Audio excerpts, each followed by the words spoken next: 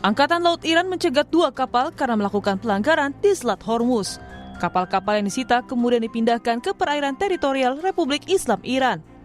Garda Revolusi Iran mengatakan kapal-kapal tersebut teridentifikasi sebagai MSC Francesca yang diklaim terafiliasi dengan Israel dan Epaminondas.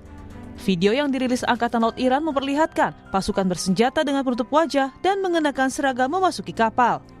Dalam keterangan yang dibacakan penyiar televisi pemerintah Iran, penangkapan kapal merupakan respon setelah Amerika Serikat sebelumnya menyita 2 kapal Iran saat pembicaraan gencatan senjata akan berlangsung di Islamabad. Angkatan Laut Iran menegaskan setiap tindakan yang mengganggu penerapan peraturan di Selat Hormuz akan menghadapi tindakan tegas dan sesuai hukum. نیروی دریایی سپاه از توقیف 2 کشتی متخلف در تنگه هرمز خبر داد.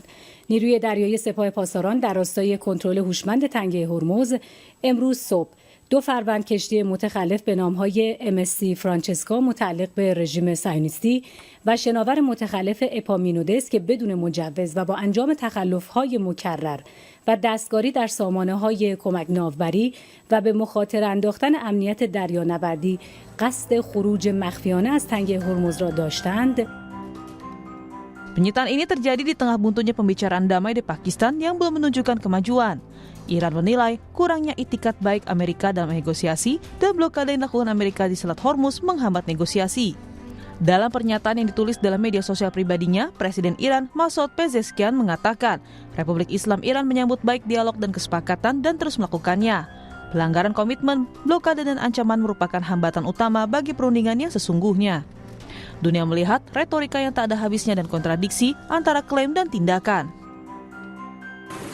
Sebelumnya, militer Amerika Serikat menahan kapal tanker MT Tiffany di perairan Samudra Hindia.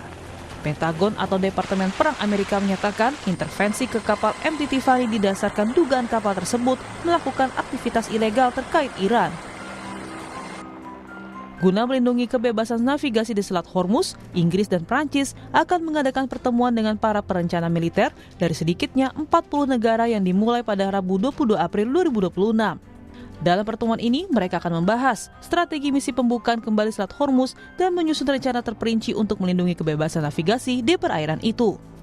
Presiden Prancis Emmanuel Macron mengatakan bahwa Prancis dan negara-negara Eropa akan berupaya untuk mengembalikan perdamaian di Timur Tengah dengan fokus pada pemulihan kebebasan navigasi di Selat Hormuz.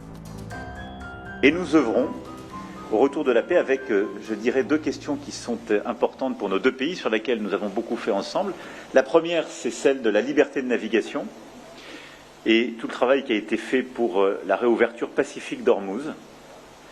Votre pays était aux côtés du Royaume-Uni et de la France parmi les 49 nations qui se sont réunies la semaine dernière pour justement bâtir ce cadre de coopération pacifique et de permettre de construire le cadre d'une réouverture dans la durée d'Ormuz, diplomatique, militaire, mais aussi technique et financière pour assurer la reprise du trafic ô combien importante pour le commerce international, nos économies, le prix du gaz et du pétrole.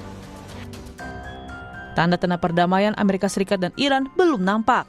Alih-alih duduk di meja perundingan melanjutkan negosiasi yang sempat buntu, kini kedua negara itu justru saling kunci di Selat Hormuz yang merupakan salah satu urat nadi distribusi minyak dunia.